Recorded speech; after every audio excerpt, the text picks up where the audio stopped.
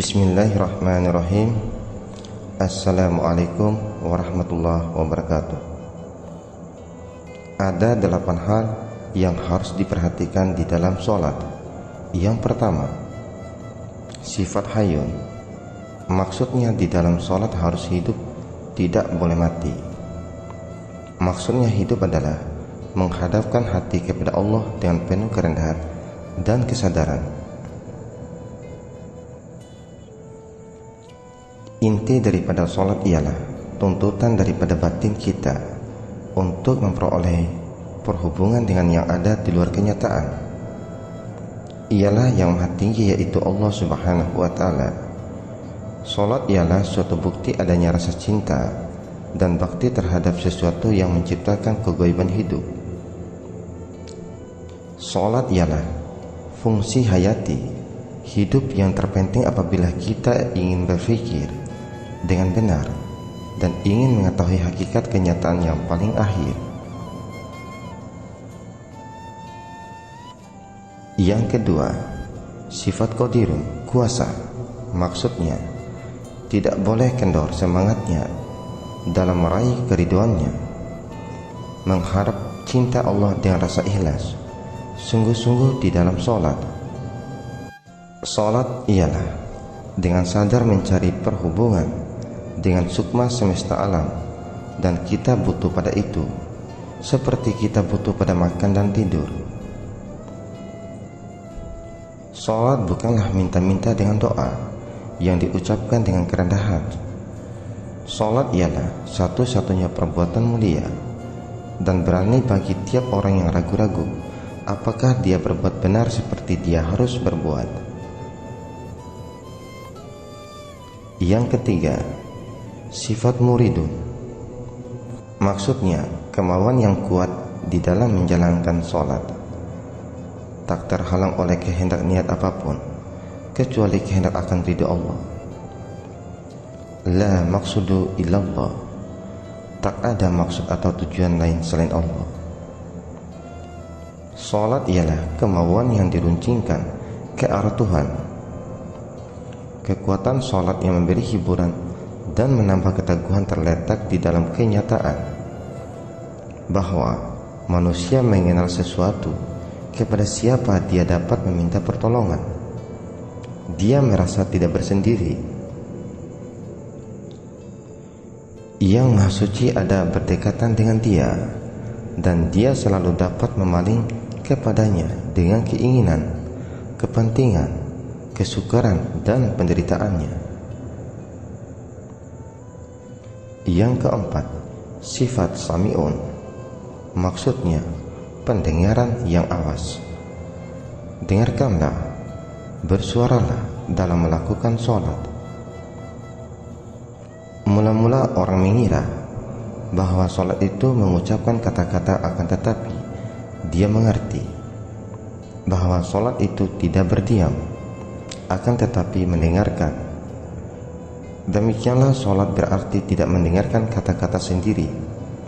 Sholat berarti berdiam dan menunggu agar yang sholat mendengar suara Tuhan.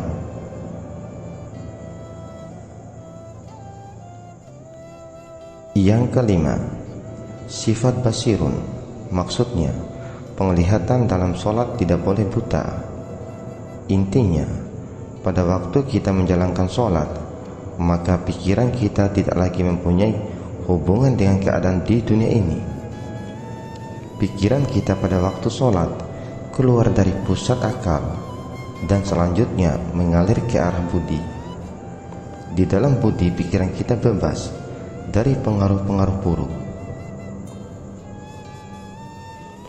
Lebih dalam pikiran kita di dalam sholat ditujukan ke arah Tuhan Yang Maha Esa. Lebih erat pikiran ini mempunyai hubungan dengan Dia.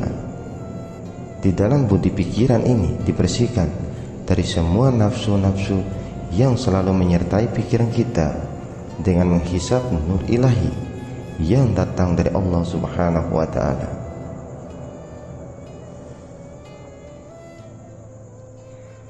Lebih banyak orang meninggalkan agama dan tidak menjalankan sholat.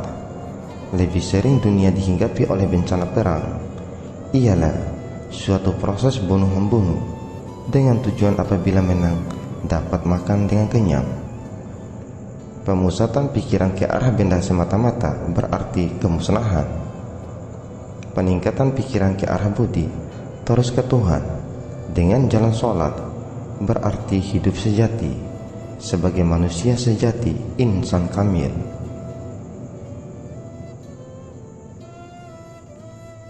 Yang keenam, sifat alimun, maksudnya mengerti, memahami apa nama sholat.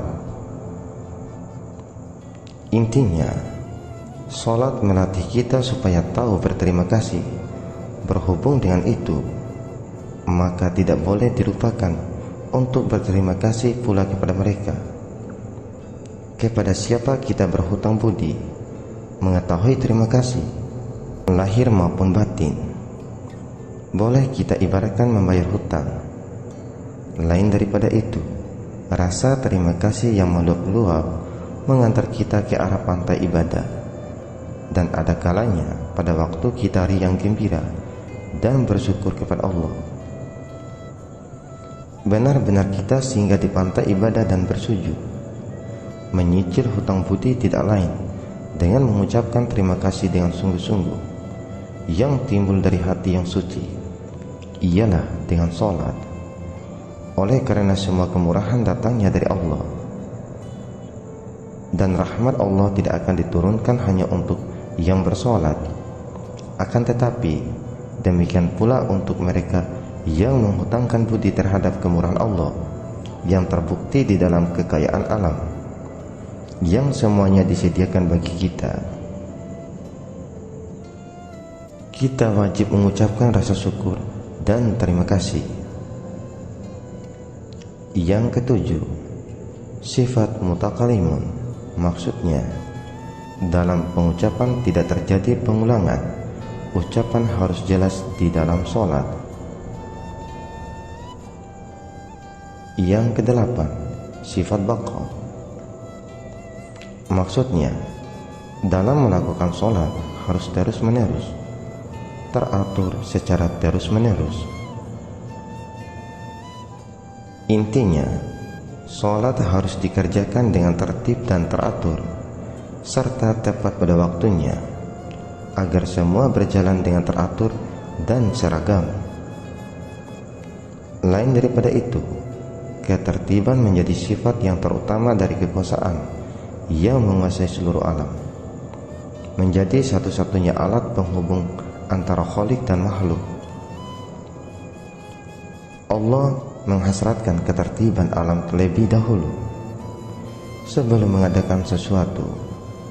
Oleh karena itu, kekacauan sudah barang tentu itu bukan kehendak Allah. Apabila seorang menjalankan ketertiban, maka dia sebenarnya memasukkan sifat ilahi ke dalam sanubarinya. Orang yang tertib ialah orang yang beriman, yang mempunyai tenaga batin. Ketertiban adalah mengirit waktu. Siapa yang dapat mengirit waktu akan mempunyai waktu yang terulang, yang dapat dipergunakan untuk lain pekerjaan. Hasil pekerjaan oleh karenanya melebihi yang diharapkan. Akibat daripada ketertiban ialah ketenangan dan ketentraman hati menghadap tiap-tiap goda dan cobaan. Ketertiban di dalam lahir menimbulkan ketertiban di dalam batin. Oleh karena tidak ada gangguan dari kekalutan dan kekacauan, hingga kita memperoleh kekuasaan dapat memusatkan pikiran kita. Siapa yang tertib di dalam lahir dan batinnya, dengan sendirinya memperoleh tenaga gaib yang terbukti di dalam hasil pekerjaannya, yang memuaskan dan menakjubkan.